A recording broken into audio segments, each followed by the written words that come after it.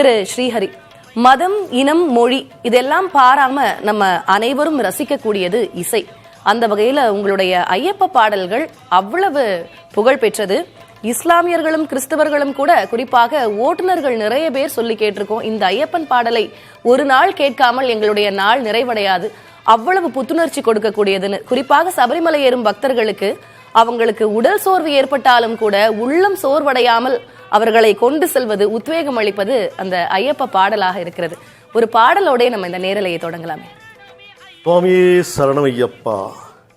லோகவீரம் மகாபூஜ்யம் சர்வரக்ஷாகரம் விபும் பார்வதி ஹிருதயானந்தம் சாஸ்தாரம் பிரணமாம்யஹம். நேயர்களுக்கு என்னுடைய அன்பான வணக்கங்கள். புதிய தலைமுறை டிவி வாயிலாக இன்று உங்களுடன் நேருக்கு நேர் நான் பேசுவதற்கு எனக்கு வாய்ப்பளித்த புதிய தலைமுறை டிவிக்கு மிக்க நன்றி. ரொம்ப சந்தோஷமாக இருக்குது. இந்த நாள் குறிப்பாக ஐயப்பன் பக்தர்களுக்கு மகத்தான நாள். இந்த வருஷத்துக்கே இது ஒரு சிறப்பான நாள். இன்று ஐயப்பன் ஜோதி வடிவாக காட்சி கொடுக்கிறார். அதை காண்பதற்கு கோடான கோடி பக்தர்கள் காத்து கொண்டிருக்கிறார்கள். அதை நேரில் பார்ப்பதற்கு நாமும் இணைவோம். நிச்சயமாக நம்ம தொடர்ந்து பேசலாம். திருமிகு சுமதி ஸ்ரீ அவர்களும் நம்மோடு நேரலையில் இணைந்திருக்கிறார்கள். நிறைய பேசியிருக்கிறோம் சுமதி ஸ்ரீ. இதற்கு முன்பாகவே ஐயப்பன் குறித்தும் மகர ஜோதி தரிசனம் குறித்தும். இன்றைய நாள் இந்த வருடத்தினுடைய முக்கியமான ஆன்மீகம் அடிப்படையில முக்கியமான ஒரு நாளாக ஜோதி வடிவமாக ஐயப்பன் காட்சி தரும் இந்த நாள். ஐயப்பனுடைய அவதாரத்தின் நோக்கம் என்ன? வணக்கம். ஐயப்பன் பல அவதாரங்களை எடுத்தார். இப்ப நீங்க நம்மளுடைய தெய்வங்கள் பாத்தீங்க அப்படின்னா, அம்பாள் பல அவதாரங்கள் எடுத்தாள். அவள் பர்வதராஜனுக்கு மகளாக பிறந்த போது பார்வதி, மதங்க முனிவருக்கு மகளாக பிறந்த போது மாதங்கி, தட்சனுக்கு மகளாக பிறந்த போது தாட்சாயினி, காத்தியாயன் மகளாக பிறந்த போது காத்தியாயினி. அதே போல சிவபெருமானும் பல அவதாரங்களை எடுத்தார். அவர்தான் பைரவராக வருகிறார், அவர்தான் பிச்சாடனராக வருகிறார்.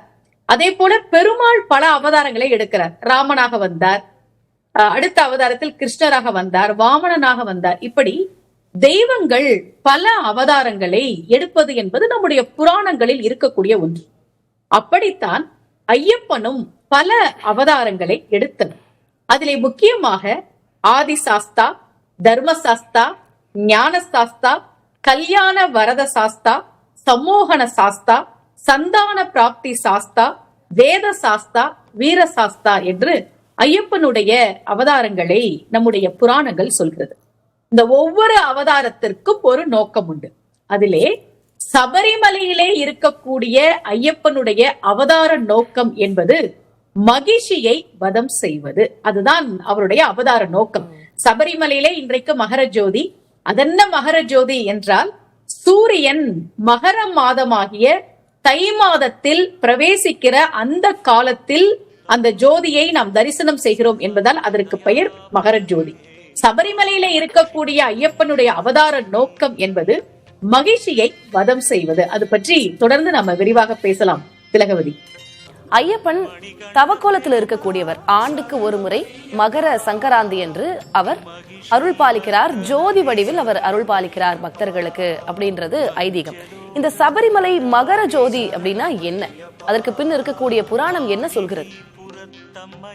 சபரிமலையில் மகர ஜோதி என்பது ஐயப்ப பக்தர்கள் எல்லோரும் காத்திருந்து தரிசனம் செய்யக்கூடிய மிக அற்புதமான வைபவம். அதற்கு பின்னால் இருக்கக்கூடிய கதை என்பது ஐயப்பனுடைய வரலாறோடு தொடர்புடையது. மன்னன் ராஜசேகர பாண்டியனுடைய வளர்ப்பு மகனாக 12 வயது வரை பந்தல அரண்மனையிலே வளர்கிறார் ஐயப்பன். அவருடைய மனைவி ராணிக்கு அதன் பிறகு பிறந்த பிள்ளை. அதனால் ராணி இந்த குழந்தை நமக்கு வேண்டாம் என்று செய்து, எனக்கு உடம்பு சரியில்லை, நீ காட்டுக்கு போய் புலிப்பால் எடுத்துட்டு வா, அப்பதான் என்னுடைய நோய் குணமாகும் என்று சொல்ல, ஐயப்பன் புலிப்பால் எடுப்பதற்காகத்தான் காட்டிற்கு வருகிறார். அப்பதான் மகிழ்ச்சியை வதம் பண்றார். அதை நம்ம விரிவா பார்க்கலாம். அப்படி புலிப்பாலை எடுக்க வருகிற போது தேவர்கள் எல்லாம் புலியாக மாறி நின்றார்களாம். இந்திரன் சிம்ம வாகனனாக நின்றானாம். ஐயப்பன் புலிப்பாலை கொண்டு போய் கொடுத்து விட்டு நான் காட்டிற்கு தவம் செய்ய போகிறேன் என்று சொன்னவுடன் மன்னன் ராஜசேகர பாண்டியன், மகனே உன்னை நான் எப்படி பிரிந்திருப்பேன் என்று கேட்க, வருடத்தில் ஒரு நாள் மகர சங்கராந்தி அன்றைக்கு காந்த மலையிலே பொன்னம்பல மேட்டிலே நான் ஜோதியாக தரிசனம் தருவேன் என்று ஐயப்பன் சொன்னதாகவும், அதனால் அந்த மகர சங்கராந்தி அன்றைக்கு மகர ஜோதியை தரிசிக்கிற போது ஐயப்பனுடைய அருள் நமக்கு கிடைக்கும் என்பதும் ஐதீகம். இப்போ ஒரு கேள்வி வருது, இவர் காட்டுக்கு தவம் பண்ண போறேன்னு சொல்லிட்டு தானே போனாரு, அங்க தவக்கோலத்துல தானே இருக்கிறாரு, ஏன் வருஷத்துல ஒரு நாள் நம்ம இளவரசனா அவர் அலங்காரம் பண்ணி பாக்குறோம்? இப்ப திரு ஆபரண பெட்டி ஐயப்பனுக்குரிய நகைகளை சுமந்து கொண்டுதான் வந்து கொண்டிருக்கிறது. அப்போ ராஜா சொல்றார், உன்னை நான் தவக்கோலத்திலயா பாக்கணும்னு, வருடத்தில் ஒரு நாள் நீங்கள் என்னை இளவரசனாக அலங்காரம் செய்து பார்க்கலாம் என்று ஐயப்பன் சொன்னதால் அந்த திரு ஆபரண பெட்டி பந்தல அரண்மனையிலிருந்து வருகிறது. இப்ப தவக்கோலத்தில் இருக்கக்கூடியவர் இளவரசனாக அலங்காரம் செய்து கொண்டு நகைகளை எல்லாம் அணிந்து கொண்டால் அது தர்மம் ஆகாது என்பதால் ஐயப்பன் தன்னுடைய சக்தியை எல்லாம் ஒரு ஜோதியாக மாற்றி காந்தமலையில் பொன்னம்பல மேட்டில் நிறுவுகிறார். ஐயப்பனுடைய சக்தி தான் அந்த ஜோதி என்கிறது புராணம். இதே மாதிரி ஒரு கதையை நம்ம எங்க பாக்குறோம் அப்படின்னா, மீனாட்சி அம்மனுடைய திருக்கல்யாணத்தை ஒவ்வொரு வருடமும் புதிய தலைமுறையில நம்ம தொடர்ந்து பார்த்துட்டு இருக்கிறோம். திலகவதி, நீங்களும் நானுமே கூட மீனாட்சி திருக்கல்யாண நேரலையில நம்ம இணைஞ்சிருக்கிறோம். அதுல பாத்தீங்கன்னா எப்பவுமே மீனாட்சி தனியா தான் இருப்பாங்க. சிவபெருமான் பக்கத்துல இருக்கக்கூடிய அம்பாளுக்கு பேரு பிரியா விடைன்னு பேரு.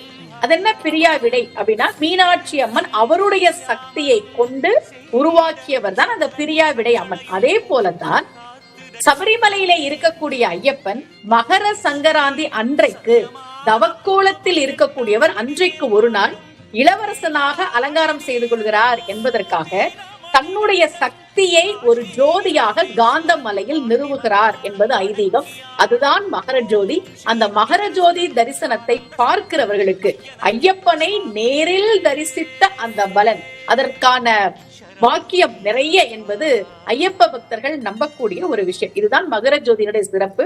ஐயப்பனுடைய சக்தியாகவே காந்தமலையில் பொன்னம்பலம் இன்னும் நிறைய கேள்விகள் இருக்கின்றன திருமிகு சுமதி ஸ்ரீ உங்களிடம் கேட்பதற்கு. நம்ம தொடர்ந்து பேசலாம். பாடகர் திரு ஸ்ரீஹரியும் இருக்காரு, நம்ம அவர்கிட்டையும் தொடர்ந்து பேசலாம். சபரியில் வாழும் சிவஹரி பாலா அந்த பாடல் அது 90s காலகட்டங்கள்ல இருந்து நிறைய அந்த பாடல்களை கேட்டுதான் பழகியிருக்கோம்.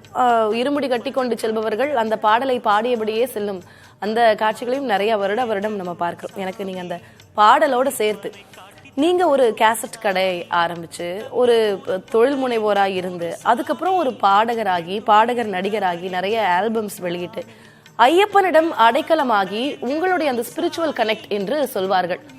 உங்களுடைய அந்த ஒளியை நீங்கள் ஐயப்பனிடம் பெற்றீர்கள். உங்களுக்கும் ஐயப்பனுக்குமான அந்த தொடர்பு எப்படி அடைந்தீர்கள்? ஒவ்வொரு முறை ஐயப்பனை தரிசிக்க செல்லும் போது நீங்க குருசாமி நிறைய முறை சென்று வந்திருக்கிறீர்கள் சபரிமலைக்கு. அந்த வகையில எப்படி உணர்வீர்கள் ஐயப்பனுடைய அருளை உங்களிடம்?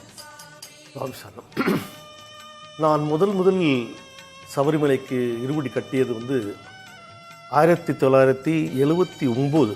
நான் அப்போது 9th ஸ்டாண்டர்டில் படிக்கிறேன். அப்போது என் ஃப்ரெண்டும் என் கிளாஸ்மேட்டும் அவரோட சேர்ந்து சபரிமலைக்கு போனேன். அப்போ போகும்போது அது ஒரு ஜாலியாக ஒரு பெரிய குரூப்போட போகிறோம் அப்படின்ற ஒரு சந்தோஷத்தில் போனது. ஆனால் சொல்லும்போதே இப்போ புல்லரிக்குது. அந்த முதல் முறை போகும்போதே எனக்கு ஒரு டைரக்ட் கனெக்ட் கிடச்சிது. சொன்னால் நம்ப மாட்டீங்க, நான் அப்போத்துலேருந்தே ஏதாவது ஒரு ப்ரேயர்னா டைரெக்டாக ஐயப்பன்கிட்டே பேசுவேன் மனசுக்குள்ளே, அது எல்லாம் நடக்கும். இது கனெக்ட் ஆன்மா வழியாக நடக்கிற ஒரு கனெக்ட். நான் சிம்பனி கேசட்ஸ் ஆரம்பித்து முதல்லலாம் பாட்டு பாட மாட்டேன். நான் உண்மையை சொல்லப்போனால் நான் இசையை கற்றுக்கல. இது வரைக்கும் இன்னி வரைக்கும் எனக்கு சரிகமா பதினிசா தெரியாது. ஆனால் ஐயப்பன் பாட்டு பாட ஆரம்பித்தேன். வீரமணிதாசன் ஐயா அவருடைய ஆல்பத்தில் முதல்ல ஒரு பாட்டு பாடினேன். அதுக்கப்புறம் சக்திதாசன், இந்த மாதிரி ஒரு ஆல்பத்தில் ஒரு பாட்டு பாட ஆரம்பித்து நீங்கள் சொல்கிற அந்த பாடல் கட்டுங்கட்டி என்ற ஆல்பம் 1996 வெளியிட்டோம். மகத்தான வெற்றி அளித்தார் ஐயப்பன். இன்னைக்கு வந்து அந்த இரு பாடல்களும் பட்டி தொட்டி எங்கும் உலகம் எங்கும் ஒழிச்சிட்டு இருக்கு. அந்த பாட்டு வந்து கண்டிப்பா வந்து வரிகள் எனக்கு பாடுங்க. சந்நிதியில் கட்டுங்கட்டி வந்தோம் அப்பா ஐயப்பா, சபரிமலை காடு தேடி வாரோம் அப்பா ஐயப்பா. சந்நிதியில் கட்டுங்கட்டி வந்தோம் அப்பா ஐயப்பா, சபரிமலை காடு தேடி வாரோம் அப்பா ஐயப்பா. சபரிமலை பயணந்தானப்பா, சாமி வழி துணையா வந்து சேரப்பா. இந்த பாட்டு வந்து இன்னைக்கு வந்து சின்ன குழந்தைகள்லேருந்து முதியோர் வரை வந்து மனப்பாடமாக பாடுறாங்க. நான் வந்து கச்சேரிலாம் பண்ணும்போது அப்படியே ஆயிரக்கணக்கான பேர் வந்து என் கூட அந்த பாட்டு பாடுவாங்க. அம்மா திலகவதி அம்மா வந்து திருவாபரண பெட்டியை பற்றி பேசிகிட்டு இருந்தாங்க. அதற்காக வந்து ஒரு சிறப்பான ஒரு பாடல் ஒன்று இருக்குது, அது கண்டிப்பாக நான் சொல்லி ஆகணும். இங்கே பந்தளராஜனை தேடி ஒரு படை ஒன்று போகுது சாமின்னு ஒரு பாட்டு. அந்த பாட்டு வந்து உருவான கதை வந்து பிரமாதம். அது அது அது இப்போ பேச வேண்டாம். ஆனால் அந்த பாட்டில் திருவாபரண பெட்டி வருது, அதை சித்தரிக்கிறாரு டாக்டர் கிருதயா. அந்த பாட்டை எழுதினார். இசையமைப்பாளர் அரவிந்த் இந்த பாட்டை இசையமைச்சு இந்த பாட்டை என்னை பாட வச்சார். அருமையான பாட்டு. 2 வரி பாடுறேன். பந்தளராஜனை தேடி ஒரு படை ஒண்ணு போகுது சாமி, கானகவாசல தேடி நல்ல காணிக்கை போகுது சாமி. அரியாசனம் அறியாதவன் சிறுபாலகன் குருசாமி,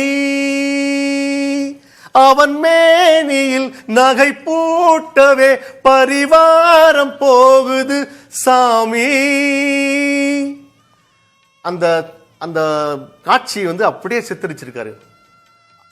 இந்த பாட்டுக்கு ஒரு பின்னணி இருக்கு, அருமையான பின்னணி. மகிஷி வதம் சொன்னாங்க இல்லையா, மகிஷி வதம் செய்த பிறகு ஐயப்பன் வந்து உனக்கு என்ன வரம் வேணும் அப்படின்னு சொல்லி கேட்குறாங்க.